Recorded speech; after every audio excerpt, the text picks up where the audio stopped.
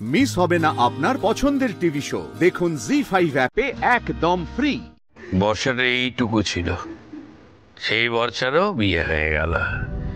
বয়স হচ্ছে, বুঝলি রে মেজ, বুড়ো হয়ে যাচ্ছি।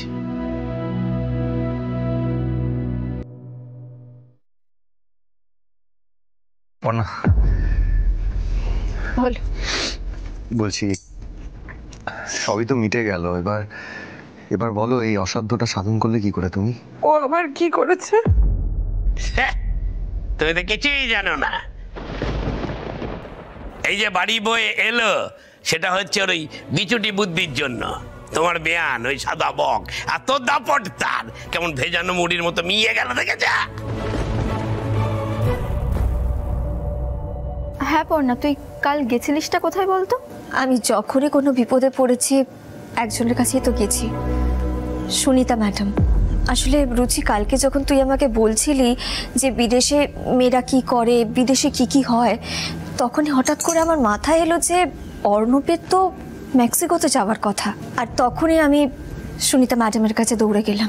দাঁড়াও, অর্ণবের বিদেশ যাওয়া আর সুনিতা ম্যাডাম, এইটার মধ্যে কি কানেকশন কিছু তো বুঝতে পারছি না।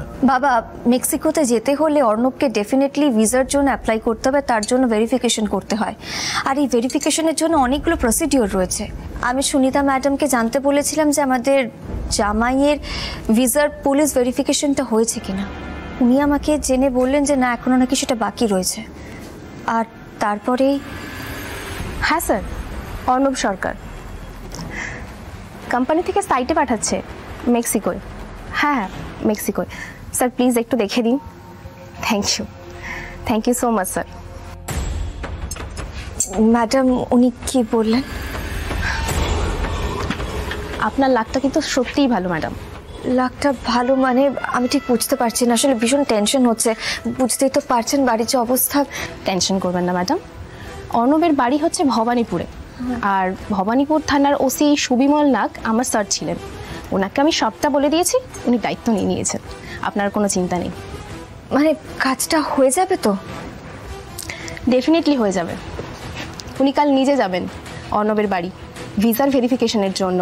সুযোগ বুঝে ওরা অর্ণবের মাকে আচ্ছা করে শাসিয়ে দিয়ে আসবে। দেখবেন কাল বিকেলের মধ্যে ওরা বর্ষাকে ঠিক ফিরিয়ে নিয়ে যাবে। Thank you madam, thank you so much.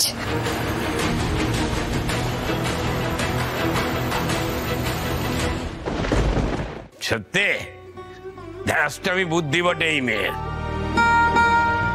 কে কৃষ্ণা, পর্ণা তাহলে নিজের কথা রাখলো তো? আমার মেয়েটা যে শ্বশুর বাড়ি গেছে তাতেই আমি খুশি।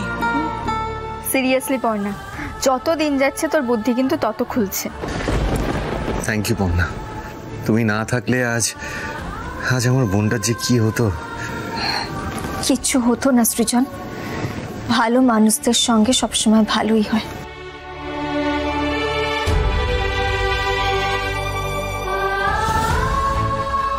শ্বশুর বাড়ি তো পাঠালাম বর্ষাকে, কিন্তু খুশি থাকবে তো? জি5 ডাউনলোড করুন আর সব এপিসোড দেখুন একদম ফ্রি।